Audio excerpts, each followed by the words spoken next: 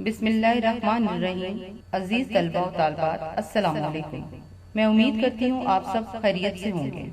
ہمیشہ کی طرح نیا سبق شروع کرنے سے پہلے پچھلے کام کا ریکیپ۔ کل ہم نے نعت کی تفہیم کی تھی، نظم نعت کے مشقی سوالات کیے تھے، ان کے جوابات کاپی پر خوش خط کیے تھے اور معروضی سوالات ہم نے کتاب پر ہی کیے تھے۔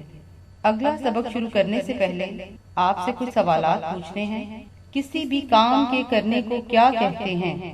آپ بڑے ہو کر کیا بننا چاہو گے؟ گرمیوں کی چھٹیوں میں آپ نے کیا کیا؟ عزیز طلبہ، آج ہم فعل کی اقسام پڑھنے جا رہے ہیں۔ فعل کسی بھی کام کے کرنے کو کہتے ہیں، جیسے اٹھنا، بیٹھنا، لکھنا، کھانا، پینا، یہ سب کام ہیں۔ فعل کی 3 اقسام ہوتی ہیں: فعل حال، فعل ماضی، فعل مستقبل۔ فعل حال وہ کام جو ہم موجودہ زمانے میں کر رہے ہوتے ہیں، جیسے میں کتاب پڑھ رہا ہوں، باجی کھانا کھا رہی ہیں۔ یہ کام موجودہ زمانے میں ہو رہے ہیں، اس لیے ان کو فعل حال کہتے ہیں۔ وہ کام جو ہم کر چکے ہوتے ہیں وہ فعل ماضی کہلاتا ہے، جیسے میں گرمیوں کی چھٹیوں میں مری گیا تھا، میں نے کل بریانی کھائی تھی۔ یہ کام کیونکہ ہم کر چکے ہیں اس لیے اس کو فعل ماضی کہتے ہیں۔ وہ کام جو ہم آنے والے زمانے میں کریں، جیسے میں بڑا ہو کر ڈاکٹر بنوں گا، میں کل ماموں کے گھر جاؤں گا۔ یہ کام کیونکہ ہم سوچ رہے ہیں کہ ہم یہ کام کریں گے، اس لیے اسے ہم آنے والے زمانے میں شمار کریں گے، اسے ہم فعل مستقبل کہیں گے۔ تو فعل کی 3 اقسام ہم نے پڑھنی ہے: فعل حال، فعل ماضی، فعل مستقبل۔ اب آپ اپنی کاپی کھولیں، سب سے پہلے انڈیکس لکھیں۔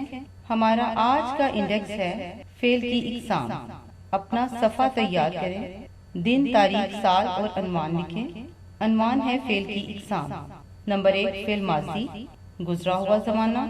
نمبر 2 فعل حال، موجودہ زمانہ۔ نمبر 3 فعل مستقبل، آنے والا زمانہ۔ اب آپ کو میں کچھ جملے دے رہی ہوں، ان جملوں میں سے فعل کے زمانے کی نشاندہی کرنی ہے۔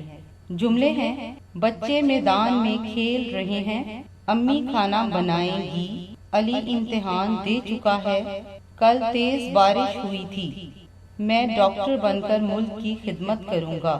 ان جملوں میں ہم نے فعل کے زمانے کی نشاندہی کرنی ہے، تو آئیے کرتے ہیں۔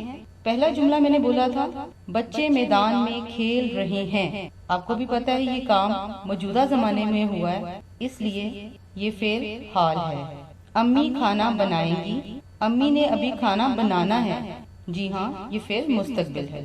نمبر 3 علی امتحان دے چکا ہے۔